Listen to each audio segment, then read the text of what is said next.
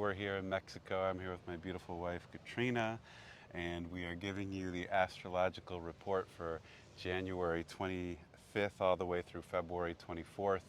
We came down to Mexico. I wrote a book about my times with my Mayan teacher and the elders here, Don Miguel Angel Vergara. You can look him up. I'll put a link right below. And I wanted to share the teachings, but also how they link to yoga, the Egyptians, and other universal traditions from Atlantis. There you go. There's the seed drop for it all. And we're also here to connect with the elements of the ocean, the sky, and the earth. We have a full report, and we have lots of movement of things going on. We're going to try and bundle them for you so it's not confusing, because they all share similar energies. And what is our theme of the time? Well, during this report, we will cross over one of the main parts of the seasonal wheel called Imbolc. And it's the halfway point between winter solstice that we just passed through and spring equinox. Right in between, halfway, is Imbolc, and it means in the belly. And this is the time when all the seeds under the ground that have fallen from the flowers or the acorns from the tree or the bulbs that you planted in the fall for your tulips to come up in the spring, all those little seeds are starting to turn and ready themselves, jockey themselves into position so that they can begin their emergence towards the surface of the earth, seeking the light, and then they will sprout in the spring. So they're readying themselves, and we felt that this was an important time for us to do the same. So our theme is check your needs and then ready the seeds. Decide what you want to plant in your garden of life that you want to sprout and grow for your springtime emergence of your own self. And so the check your needs part has a lot to do with all the aspects that Michael is talking about. And the smaller planets, Mercury, Mars, Venus, they're called the personal planets. They move fast. The bigger planets like Uranus, Jupiter, Saturn, they're called and Neptune, they're called the transpersonal planets. All the personal planets that move fast are going to be kind of having a little dance with those, or check-in with those bigger planets. And Michael will explain a little bit more. And with Mercury, Mars, and Venus, the Sun and the Moon are also personal planets. You might be thinking they're not planets. Planet actually means wandering light in Greek, so we can call them luminaries. And the first energy of those luminaries is the full moon, the Leo full moon on January 25th. With that comes this first package of energies, and it's all of the personal planets will square Chiron. So first it's Mars on the January 25th square Chiron, and it's from Capricorn to Aries. And then on the 26th, it's Mercury square Chiron. And then it's Venus square Chiron on February 5th. So they all have a similar energy in relationship to Chiron, the transpersonal. Chiron is the wounded healer in Aries, and it's showing us where we have wounds around the masculine energy. The highest expression of the masculine energy is open-heartedness and unconditional love. By the way, that's the same for the feminine, but they approach it from the two different archetypes. So using masculine energy for highest love is being empowered with leadership, being empowered with strength, having your desires aligned with the soul. It is being caring of the feminine and honoring of the feminine and upholding it so that it can share its gifts, its mystic, and its beauty. And what does that mean when all of those personal planets come into relationship to that wounded healer, starting with Mars?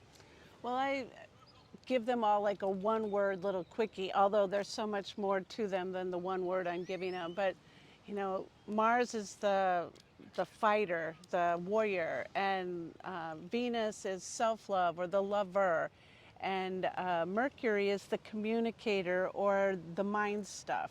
So much more to all of them. But if we call them, you know, the communicator, the lover, and the fighter, and they're all going to hit check in, check your needs, then ready your seeds, right? They're all going to check in with these bigger planets, and their first check-in is with their healer.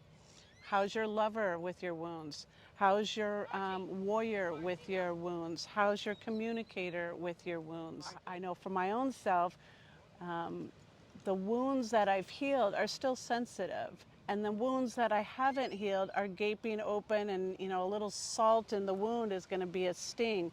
So all these little check-ins to these bigger planets that we're going to mention could potentially sting. And at the same time, it's an opportunity for us to say, okay, what seeds do I need to plant to heal these things? So first one is Chiron. How are your wounds with your lover, your warrior, and your communicator? Our next bundle comes with Jupiter. Jupiter is the transpersonal planet in Taurus. Jupiter has to relate to our faith, our trust in things, our belief, what we're visioning for, our vision quest in life, how we fulfill our dharma and go on that mystical journey of the hero or heroine. And in Taurus, it is illuminating that mystical journey through our body, through our self-love, through our value systems, what we hold up. The value system is very important because whatever we hold consciously and subconsciously our values is what we will choose. And sometimes we choose things that go against what seems to be our own self-interest, but we have some unhealed karmas and some misaligned beliefs and some misaligned truths, so we will do things that are against our highest good. The square will point that out. And so the dates, and then Katrina will talk about the personal aspects, is on January 26th, we have Sun square Jupiter. And then February 10th, we have Mercury square Jupiter. And we have Venus square Jupiter on February 24th. So again, you're taking your lover, your warrior, and your communicator and checking in with your highest teachings. Jupiter is the spiritual prowess that you have, your unwavering faith in life and in yourself. So how is the lover or self-love doing with faith? How is your warrior or initiator doing with your spiritual practices? How's your sadhana? How's your daily spiritual practice doing? How is your mental fortitude or the mind stuff or the communicator, Mercury, doing with your spiritual practice and with your internal dialogue? Is it matching what you believe? And I hold that these aspects need to be in integrity. Like, that's why we're checking our needs so that we can ready our seeds. It's to stay in integrity with ourself and with our purpose. And integrity is an important piece of that whole Jupiter energy. It's about being your highest self. And to weave in Jupiter and Uranus together, they're going to be conjunct in April of this year, 2024, which is a huge energy for this whole year of 2024. And Uranus goes direct on January 26th. Uranus has been retrograde for almost 5 months. And so it's going to be moving together and Jupiter coming into a conjunction. Uranus has to do with revealing things. Katrina explained the energy a little bit before. Revelation, opening. It brings the unconscious to the conscious. That's its whole function. And so things that you didn't even know that you didn't know come to awaken. And some of them are like, wow, amazing. And some are like, holy moly. Our next gathering of energies is the Pluto conjunction. So Mercury will conjunct Pluto on February 5th. Mars will conjunct Pluto on February 13th. And Venus will conjunct Pluto on February 17th. The Pluto energy, Pluto is the soul. Pluto is what your dharma and karma is, why you incarnated this lifetime, what's your purpose, and what is it doing when it's conjuncting with all of those energies in Aquarius. Again, check your needs and then ready your seeds. If the soul self, Pluto, is conjunct, though, not squaring, conjunct, saddling up next to your initiator, it's like a little booster of like, let's do this. And same when it's conjunct your lover self, self-love included. Like, are you loving your life? Are you loving yourself? Are you loving what you're doing in life? It's giving a booster. It's riding with you to encourage you. It's like hooking arms and saying, let's go. That's conjunct. So all these, same with the communicator with Mercury, all these conjuncts with Pluto actually are harmonious and helping us to move forward on our path, our soul's purpose, Pluto.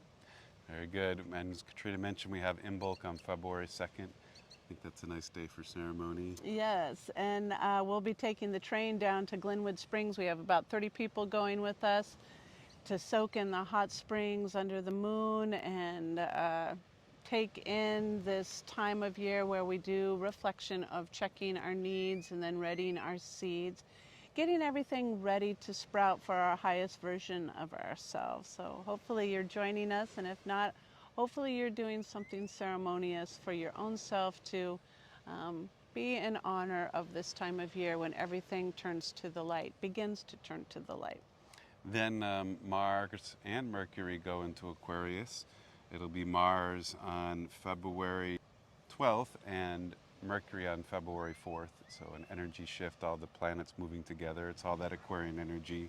And we have our new moon on February 9th, so more Aquarius energy. Right.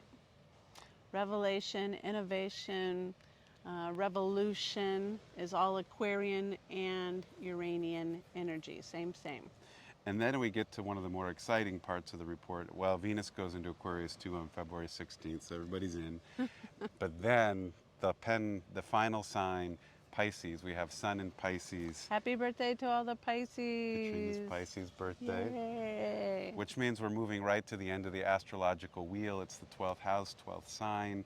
It's the sign of reintegrating into the all, the mystery, the Purusha, the beyond. And Mercury will go in there, and then the rest of the personal planets as well. But it's that revolving of the wheel of life, and so we go back to our theme, check your needs, then ready the seeds. And so Pisces is that big spiritual check-in.